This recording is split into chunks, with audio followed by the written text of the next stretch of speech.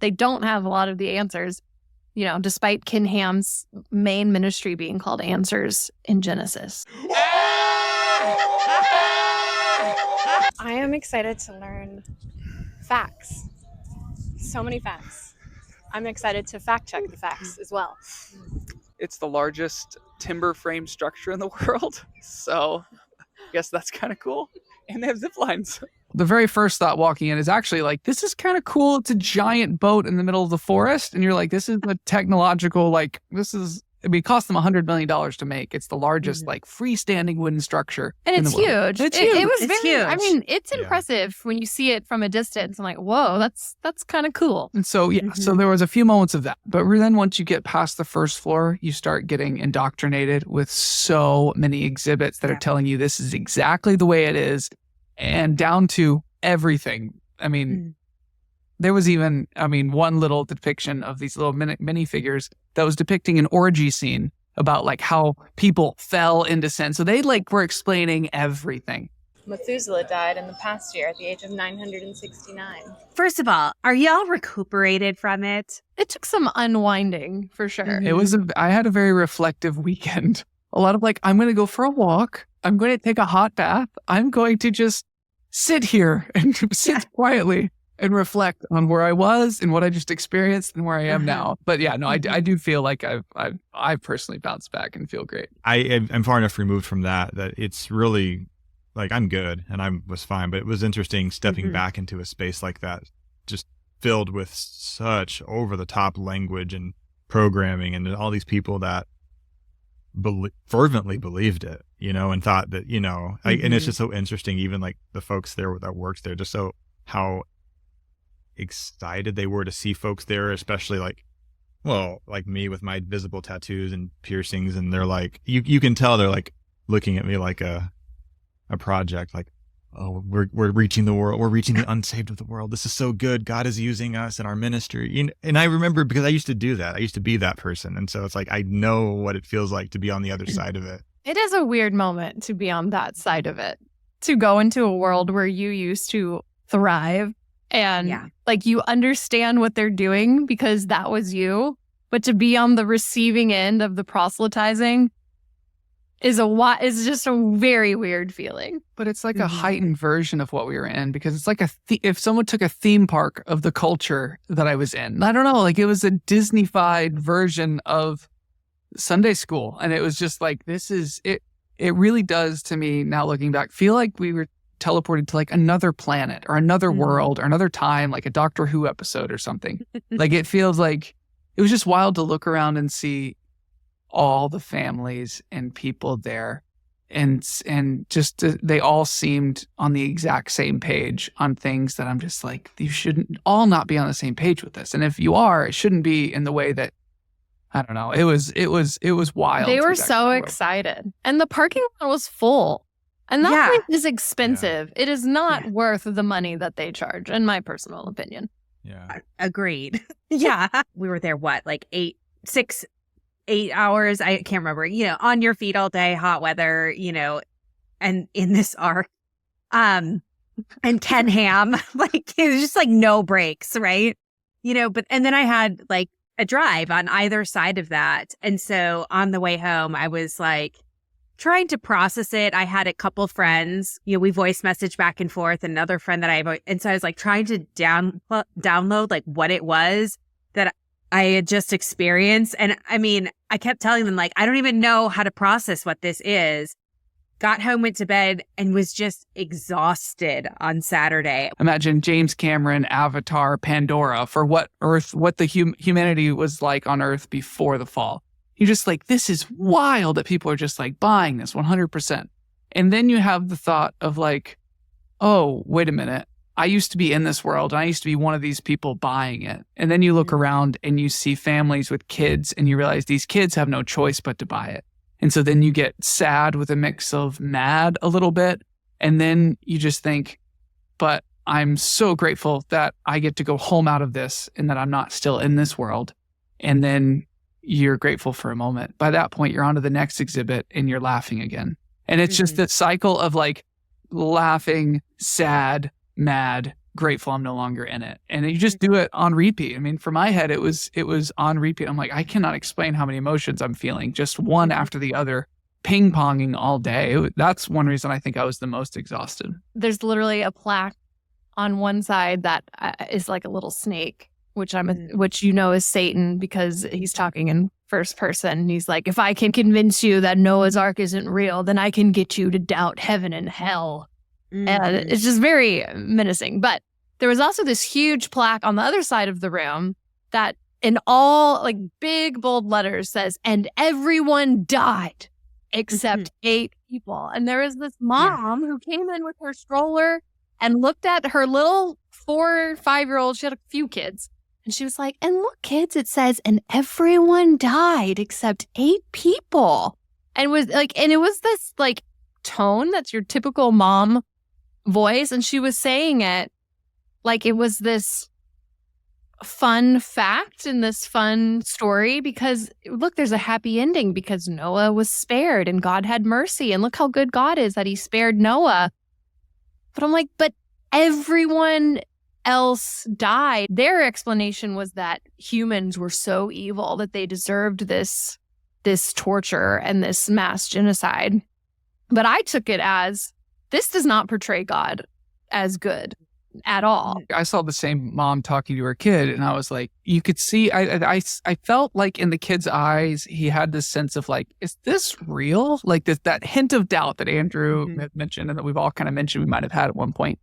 And then, I think when I had that hint of doubt when I was a kid, I thought, okay, well, maybe it was a few hundred people, maybe a few thousand people. But you walk 5 minutes further, and Ken Ham says that 147 million people died by his math. The innocent child mind trying to take all of this stuff in of like God kills his own son. Abraham is, about to kill his own son. We've got Job, we've got Noah, we've got this. And then God loves you. And also God doesn't change. And like, so talk about like the fear that is just like living in you that you would have no way to articulate, but to go, yeah, you could kill me and you love me and you don't change. How do I even organize that in my mind? And I feel like that experience was that, like trying to organize these very polarizing quote unquote facts, but they're all true. So there's this literalness, right, of like how we're supposed to view God. But then there's also this extreme liberty that is taken in the Ark experience or the Ark Encounter. And yeah, just with the types of animals that were on the boat to what would have happened to where they would have been placed on the boat to, food and living quarters and so much liberty taken. And I'm just curious to know from people, like share, paint a picture. Let's paint a picture for those people who have not had the fortune of going to the Ark. Throughout the whole thing, like at the very beginning when you walk in, they say, we took creative license for this because the Bible does. So they admit that. But then as you're walking through, it definitely reads as if it's true. Oh, yeah. Like they even made up names for Noah's sons' wives because they don't have names in the Bible. They literally have like the coffee shop named after one of the wives. And it's just like, they act like it's this, they admit it, but they also don't. It is this weird thing. But well, because they don't tell like where they took creative license and what the biblical story actually is. I think that's the confusing part is like, unless you walk in there knowing here's exactly what the Bible says, because you've done your homework.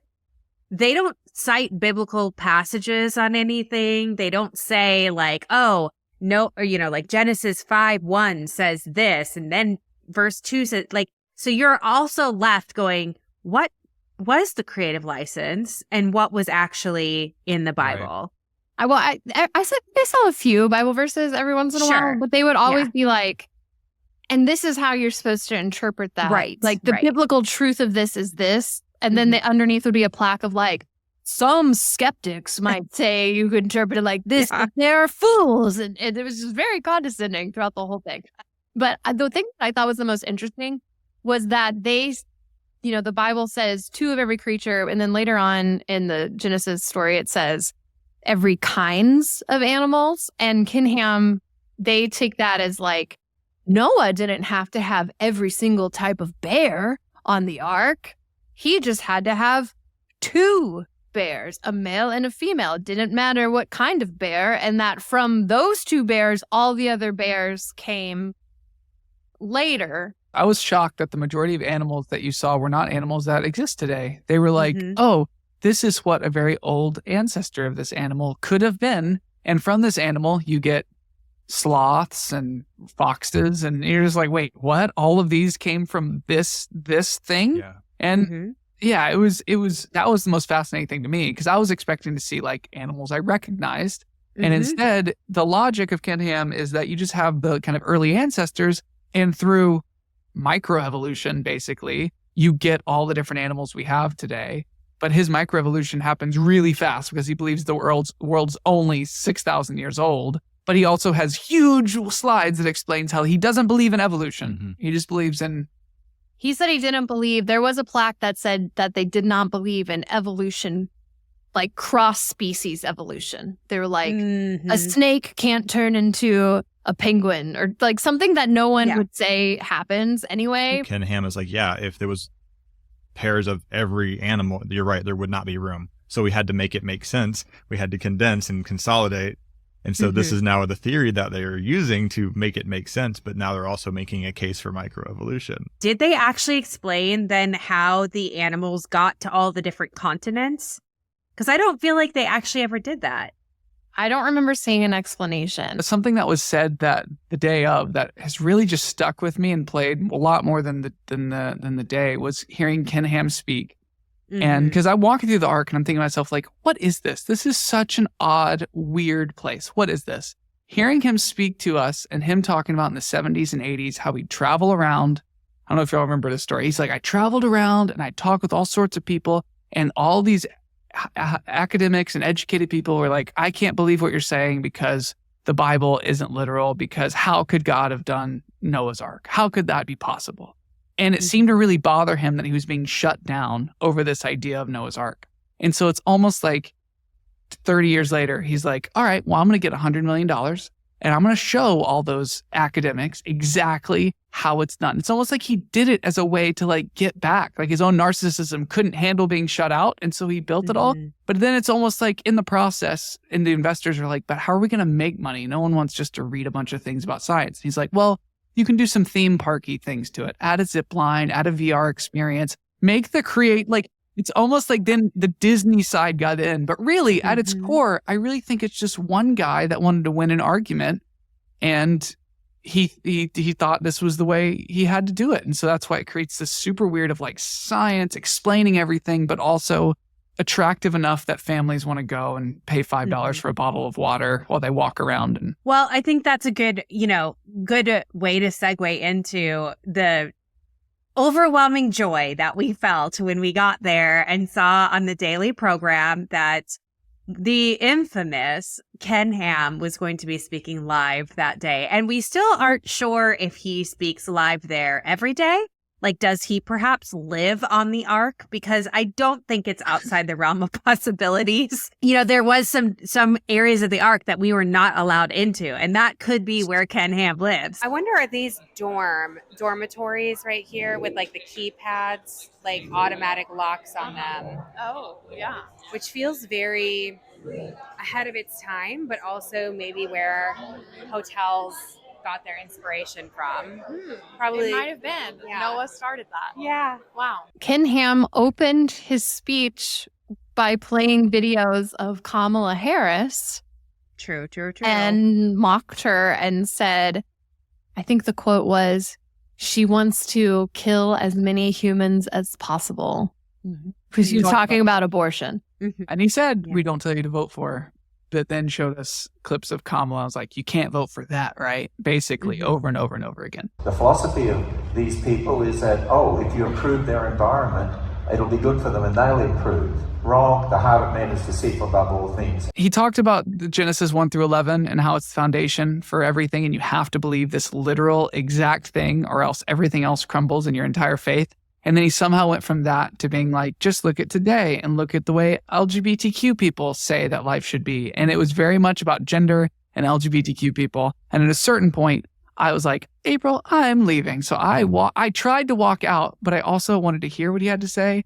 And so I kind of floated near the back. But yeah, it got very political and very kind of culture war of today, to the point that he showed graphics of little castles with flags sticking out the top with current issues. And one was like the worldview, and the other one was like biblical worldview, and they were shooting cannons at each other. Impacting our culture and impacting people's lives. You see, because as we'll see here, and going, when you look at all this. And even throughout the entire arc and in his presentation, they kept saying that really there's only two worldviews. Right. The whole world. There is the secular and the biblical. And that, like, he totally discounted the fact that even people who do believe the Bible, that there's a lot of differing opinions just from Christians. And there's a lot of different worldviews outside of the Bible, too. He just summed it all up and like, no, there's two worldviews. You're either on the side of truth, which is what I believe, or you're on the side of Satan. If you're right over here, you are the enemy. You are considered intolerant. You are considered misogynist. You are the ones that are the problem. He's like, there's man's word and there's God's word. And then with the secular side, he would even say, he's like, I don't even like the word secular. It's anti-God. There's God and then there's anti-God. It's like everything is a fight. It's like you can't just have folks who can like believe these other things. Like if they don't believe exactly as we do, they are literally the enemy and they are defaming God's character, and we need to do everything we can to resist them. We definitely sat in the back row. We did not sit in the front row. We sat in the back, as all good Sunday school dropouts do. And I mean, Ken asked for participation. Conveniently, he gave the answer of what everybody was supposed to say in response to his crowd questions. And yeah, April and I did not answer correctly. I don't know. We answered things like science and, biology. And, No, I think one time he was like, he said the answer to all of life's questions can be found in Genesis. It was like 5 or 6 chapters. 1 through 11. Whoa, Genesis 1 through 11. Yeah. So that was the answer everyone was supposed to say. And like the very first time he was like, where do we find the answer on sex and biology? And I think Laura and we both yelled, science. Science. How would you deal with gender? What do you think the answer is? Come on. Science. But how would you understand these genetic problems? What do you think the answer is? Science. I was very distraught at how many women, especially, but a lot of people were shouting amen and nodding along and like shaking their heads when he talked about how evil the world is. And really, he brought up queer people the most. All the time. Like, all the time. Yeah, like, it was. And I was just thinking about the kids in there. There were lots of kids. There were teenagers. And percentage-wise, some of them were queer. And Absolutely. my heart went out to them. And obviously Beecher sitting next to me too, of just like how scared they had to have been feeling all the time to know there's something about them that feels off. And you have this white Australian man at the front saying that their existence or whatever they're trying to quote unquote fight on the inside is pure evil and is destroying the world. Yeah, it was saying don't trust yourself. And that's what the messaging that I was told over and over again. And the part I did actually just step outside was when he was basically saying, if you feel like you're LGBTQ at all, he didn't say it this way, but basically, don't trust yourself. We're fallen and that's Satan. And I told myself that for years and years. And I looked around and I saw how many kids were in that room.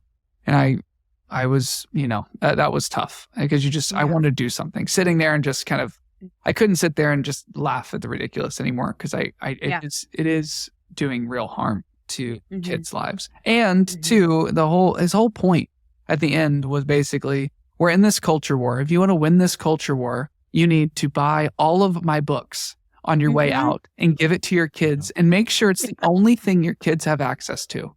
And that is so dark and so scary and so grifty because he's also charging an arm and a leg for these books. And the gift shop is right there as you exit. And so the whole thing is making him profit and keeping kids in cages. And it was very, very, very disturbing. I think that 20 years ago, I would have heard that talk and maybe thought he was kind of a quirky, old, eccentric, maybe even a little judgmental man up there, talking about these things. But I would have been like, but generally, he's pretty right, and I would not have seen a problem with most of what he was saying. And I think I had like a brief moment where, and I've done this before, where it's like you're kind of entering into that space where you're going to go back into the biblical worldview, quote unquote worldview or whatever. And you're like, oh my gosh, am I going to end up like falling back into that? Or is this person going to make so much sense that my heart is going to be convicted and God's got a hold of me now, or, whatever. And no, like that didn't happen. And I think for me, it was nice to see like, okay, I really have put a lot of thought into like where I'm at right now. And it just made me really sad for how shut off to yourself you have to be in those spaces, because there was just so much that was logically just unfathomable of what he was talking about. And he'd been preaching this basically, from what he said, the same message, I imagine with sex and gender focused a little less, but the same message since the 70s. And so, yes, it's dangerous and it's problematic. It's also sad. Imagine being your entire for 50 years of your life, you are going out and preaching the same thing. You're not willing to learn anything new, because if you do, you're going to lose everything. And so all you're doing is just keeping your world as small as possible for 50 years and banging the same drum and trying to feel better about it and convince other people to believe the exact same rigid, small-minded way. He had literally had a whole slide that was just gender and how there's only two, male and female. And he even admitted from the stage, he's like, and yeah, I know some people are like, well, some people can be born both and they're born intersex. But that is such a small percentage that it doesn't even matter. And then he went on to say, like, and I was just like, well, those people still exist regardless of what the percentage is. But then he said, but really at the end of the day, it's just the result of sin. Like they always just come back to, well, yeah, maybe they're born that way, but that's just a result of sin and it's still bad. I'm like, well, then God still made them that way or didn't intervene. And now you have people that are living with something that you are deeming an abomination and worthy of hellfire. And you are admitting that they came into that to no fault of their own. And you're still saying that it's their fault, that they have to basically die to themselves, which is a huge part of their belief system too, is that we have to die to ourselves, die to yourself, because yourself is not trustworthy. Yourself is sinful. Yourself is worthy of being tortured for all of eternity. Like that does a number on you to not trust your own instincts. It's another reason why the church as a whole is such a huge like safety harbor for abuse. Yeah. Because people learn not to trust their own instincts. And when you see a man of God or someone in leadership abusing you, whether that's sexually or emotionally or physically, you're just taught, well, I have to listen to the authority. It must be a me problem. I can't trust my own instincts. I need to pray about this. I need to go to God.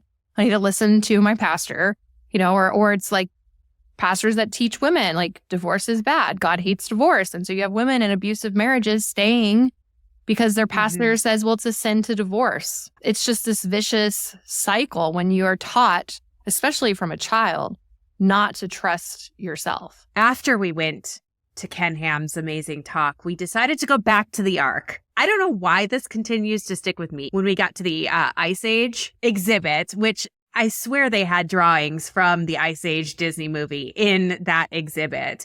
Because I think that there's part of me that realized at that point is they were wanting so much to be able to say, oh, see, we thought of everything.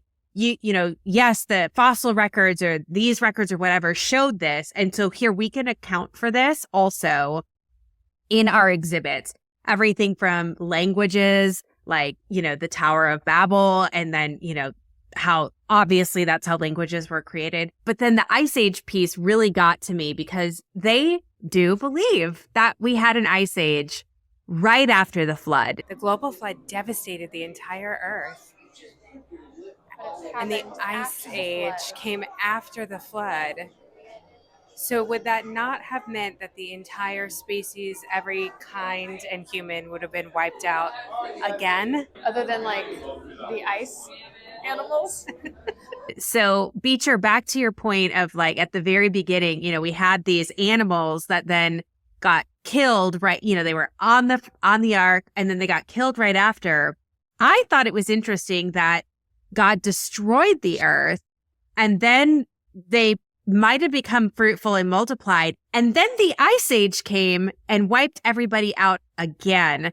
Now, that wasn't in the Bible, but I thought it was interesting that these were things that, according to Ken Ham, did happen on this different timeline. Well, God didn't like the smell of wet flesh. He liked the smell of burnt flesh, and he wanted to smell frozen flesh.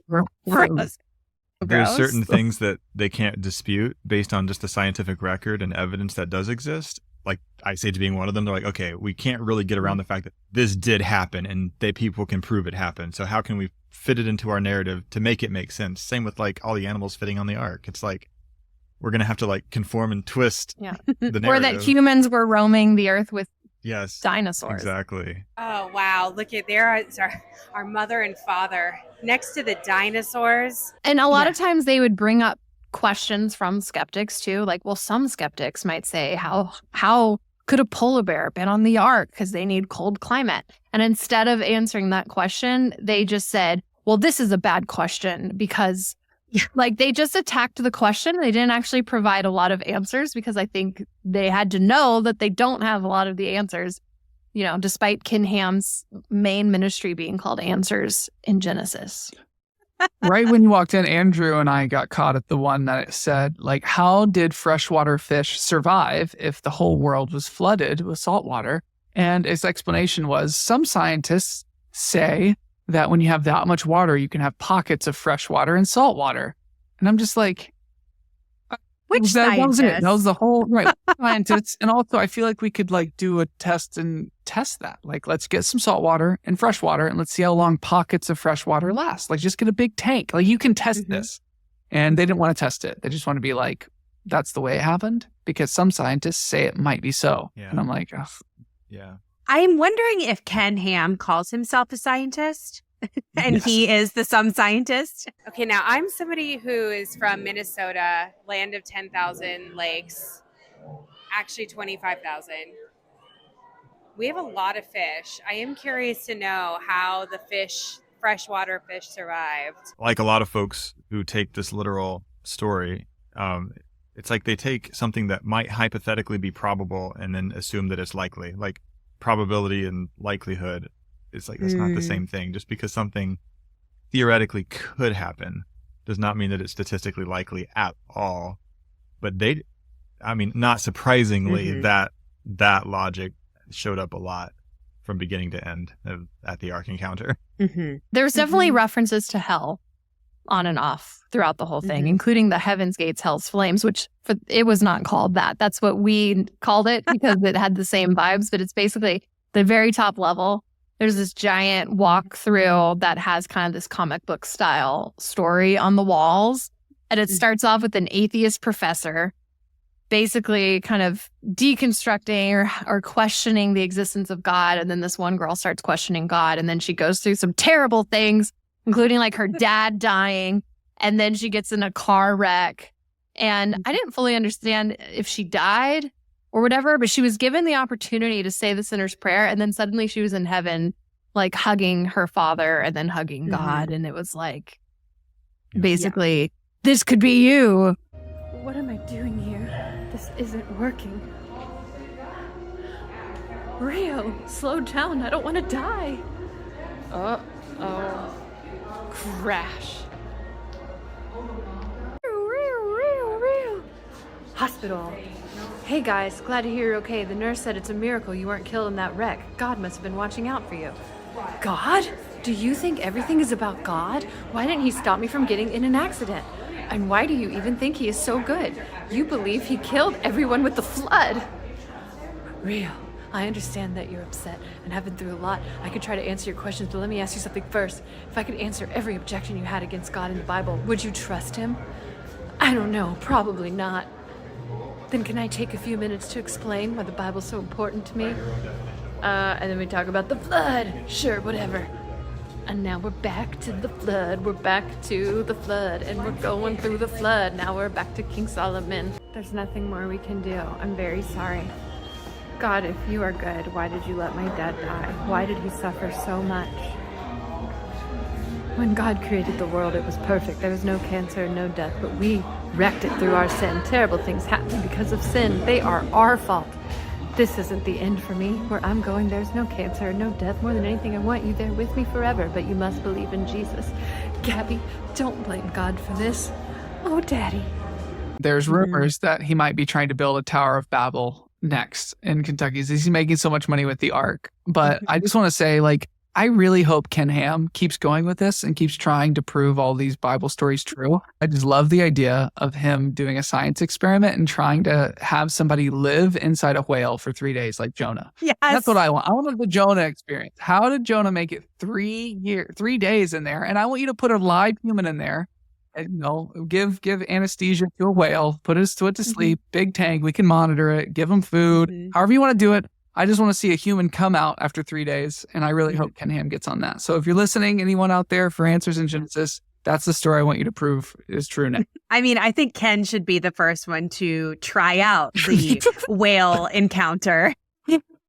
Live stream it like a GoPro from inside. Are you wanting to go back? Are you wanting to go to the Creation Museum, which I thought was like just next door, but apparently is like 45 minutes away? No, I do not want to go back to the Ark. I would say they did have a little zoo that you could kind of walk through. Those animals looked extra sad. I would say it was basically just you paying to go and be indoctrinated, and 0 out of 10, don't recommend. After we went, I called my parents at some point, and they were like, my mom had apparently been a few years ago, and she thankfully had some issues with, not as many as us, but had some issues with it as well.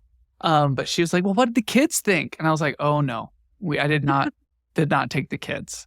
And so I think my takeaway is, like, I think for adults that have deconstructed, you shouldn't give your money to them, but like, we can handle it and we can filter through things.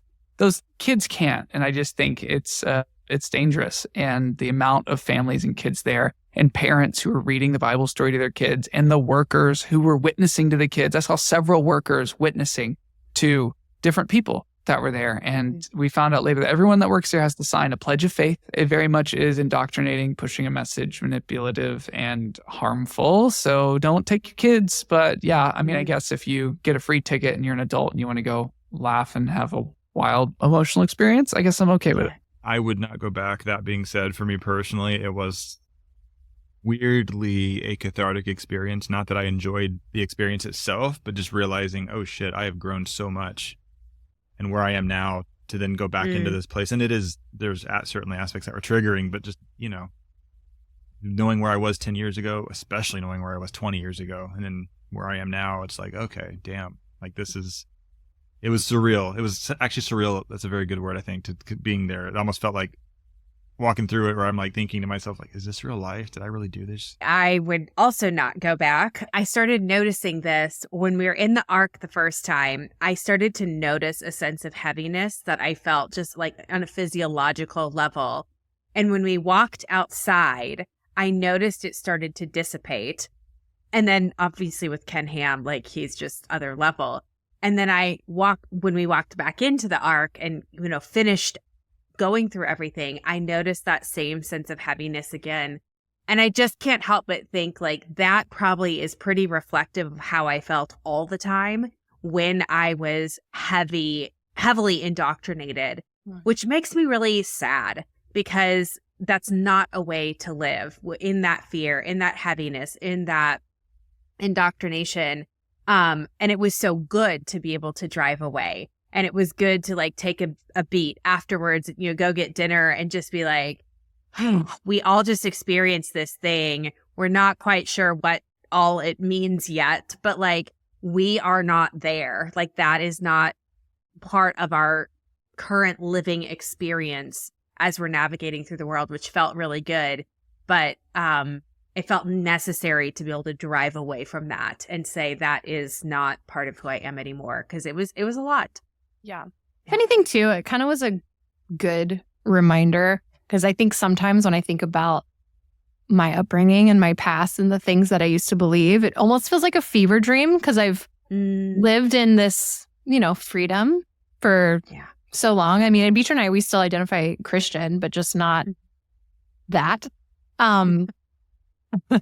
But also it was just kind of this reminder of like the importance of the work that, we all do, and in like speaking out about how oppressive that ideology is and how mainstream these harmful beliefs are in American evangelicalism and American Christianity.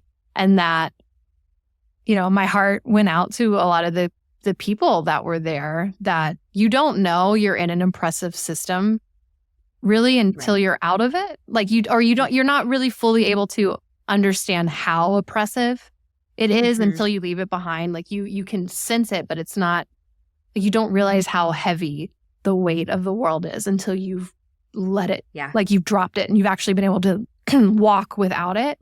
And so, it's just kind of just kind of helped refocus, like, okay, no, like there's a reason that we call out this Christian nationalism and all this stuff, because there is a better way. Whether, you deconstruct and leave the faith, or you deconstruct to find a more inclusive and healthier faith, like there is a better way. Rocks don't kill people. People kill people. Yeah. We really need to get back to biblical marriage, right? Imagine a godless world full of sorrow, full of disease, full of bloodshed, full of And death. a giant serpent.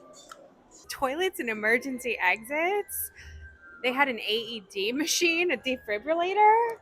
I mean, they were ahead of their time.